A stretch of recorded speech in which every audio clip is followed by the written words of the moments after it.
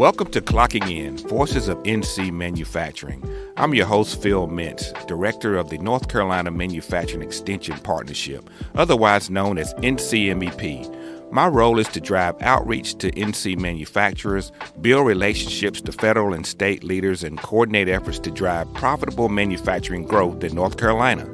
Throughout my time working closely with manufacturers, I have heard the most quirky, curious, and memorable stories. I wanted to turn these stories into a podcast so that others may hear and be informed and inspired. From humble beginnings to manufacturing titans, from tragedy to triumph, I will be interviewing some of these manufacturers who have made North Carolina manufacturing the powerhouse that it is today.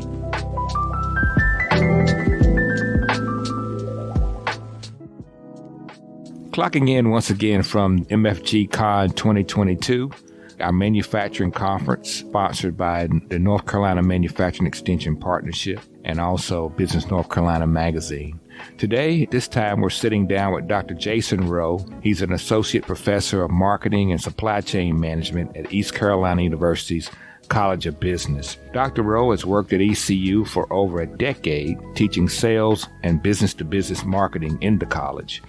He also serves as director of the Bureau of Business Research in the College of Business, where they focus on applied research to provide insights to business leaders and policymakers across North Carolina. Dr. Rowe graduated from Marshall University with a Bachelor's of Business Administration and Marketing and a Master's of Business Administration. He also completed his PhD in Business Administration at the University of Kentucky. So, Jason, thanks for taking time out to talk to us today. Yeah, Phil, thanks for having me. I'm enjoying the conference a lot. The venue is beautiful. It's my first time being at MFG Con, and the sessions have been fascinating. Good. So we're pleased to have you. And again, we're pleased to have you as a part of the NCMEP, and we look forward to the exciting projects you're going to be working on with your clients. Talk a little bit about kind of how you got to ECU and, you know, once you got everything done with your PhD, was that one of your first stops or? Yeah, so after the PhD, East Carolina was my first stop and ended up being my last stop. I'll be here for quite a while to come. And my kids are all in the system there in Greenville and connected in with their friends. And I'm going to be there for a long time. If I map out my youngest, my daughter, map out her age to when she would go off to college, I'll be probably near retirement. So it's going to work out really well. But before all of this academia, I was in industry for quite a few years working in consumer goods. I worked in beer and wine distribution. I did soft drink marketing for Pepsi. And I spent some time working in the medical device industry as well. So you mentioned NCMEP and working with companies like that. I've been very, very close to manufacturing, and I've seen the importance of it to the organization overall. Even these companies like medical device firm where you think you're out there pushing medical devices, but hey, you know what? There are manufacturers that are behind all of that making it happen. I mean, they are the people that are driving the engine for just about everything we're doing out there. So I come here with a really good understanding of the value of manufacturing and what they mean for our communities. Great. Well, there's an interesting article about how a can of peas started your sales and marketing career. Can you tell us about that? Yeah, I can. So that was a long time ago. To get through college, I worked at a grocery store, bagging groceries to pay the bills. My manager at one point asked me to build some displays on a front wall of the store. And I went to the back room to see what was left over we could use. And I don't know if you're familiar with Argo peas. It's like a brown label canned peas that no one buys, apparently. So I built what I thought was a pretty nice looking display of these peas. Went to my manager and I said, "What's the price?" He's 49 cents. So I write the price on them. This was before scanners, so you had to use signs and stickers and everything else. And I come back the next day, and no peas were gone. So I thought, So I got his okay to change the price to 2 for $1, just to see what would happen. Came back the next day, quite a few peas were gone. People were buying 2 cans at a time for $1. Now, what a smart person at that point would have done was said, maybe there's an idea here for a dollar store, right? Because they weren't around back then.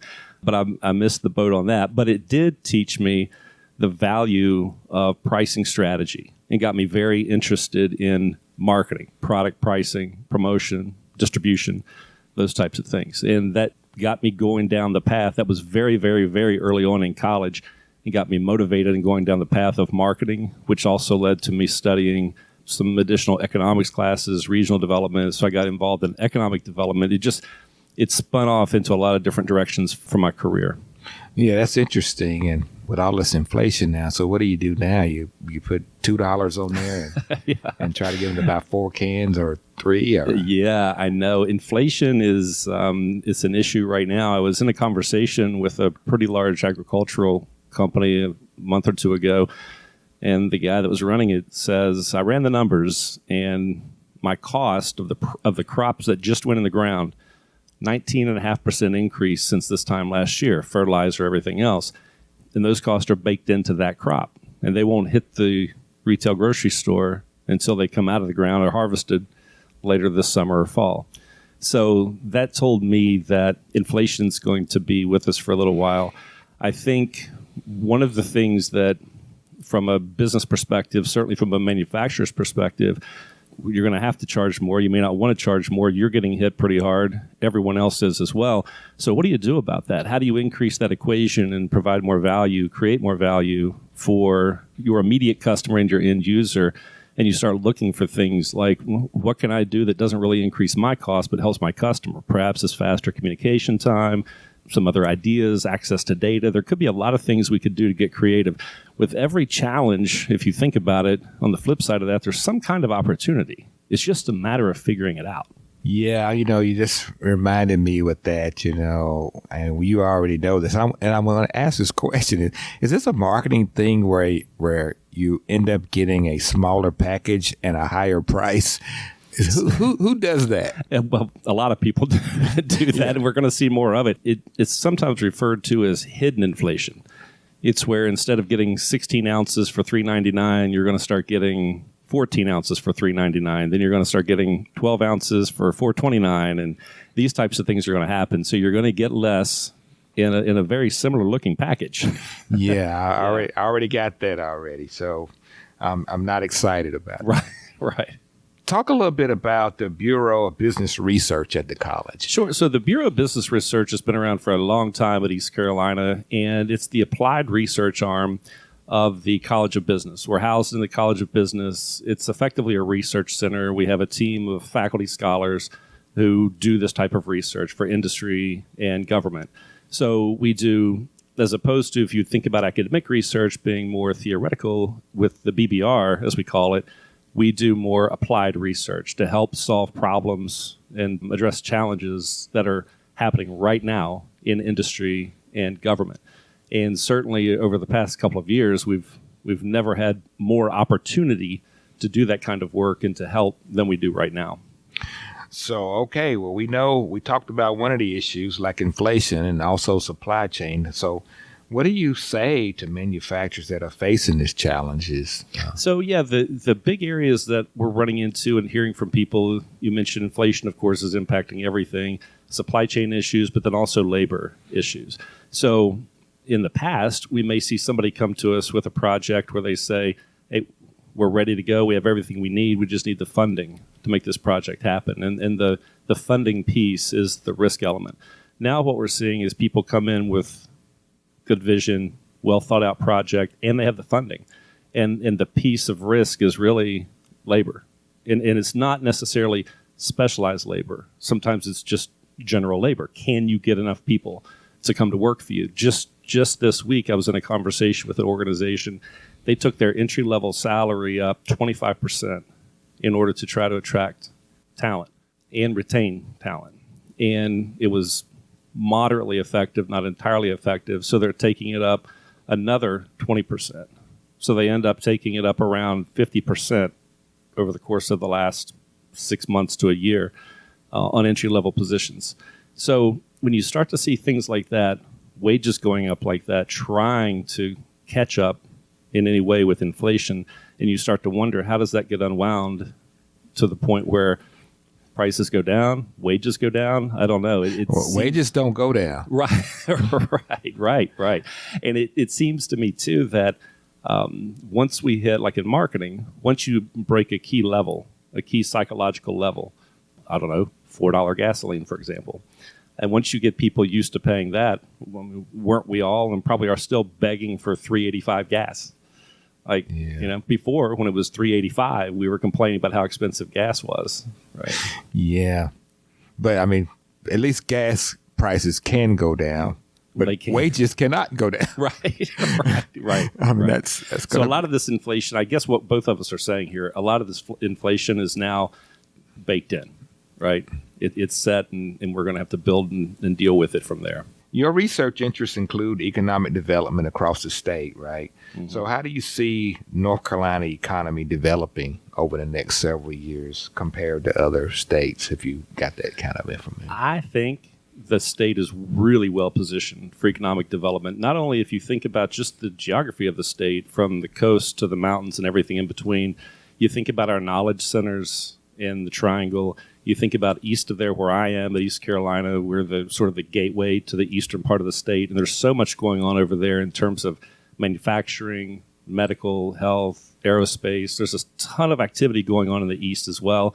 Then you look back over towards the Greensboro area and some of the economic development wins that have happened over in the Triad. And then, of course, we go down towards Charlotte, North Charlotte, and those areas that are building and developing.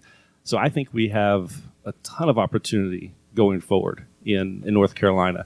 And not only that, we have talented people at the state level and even within the counties with the economic development people I've talked to. Very talented people, many of them lifelong residents of the counties they're serving. I think we're stacked with a really good team of people, and we are fortunate geographically to be positioned where we are. Yeah, I mean, it's interesting to be a pirate these days down at East Carolina. I know you have some nice new projects that's being developed, some new relationships you're putting together down there, and so it seems to be some excitement in the area. Yeah, there really is, and I'm excited about the NCMEP partnership. I'm just coming on board with it. I know it's been going on for a little bit with ECU, and I'm just now at the very front end of coming on board, understanding how things operate, what we need to be doing, how we're going to work together. And I've been here at the conference having sidebar conversations with people from your team. And I'm excited about what we're going to be able to do going forward with NCMEP and manufacturing. All right. Well, good, Jason. But thank you so much for joining me for a little bit of discussion about you and what's going on at ECU. And we look forward to the partnership and the activities that we can put together. Me too, Phil. Thank you very much.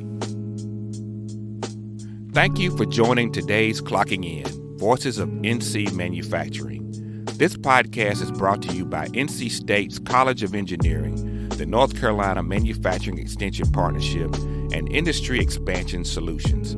If you'd like to learn more about the solutions NCMEP offers, go to www.ncmep.org. Want to listen to previous Clocking In podcasts? Go to ncmep.org/clockingin.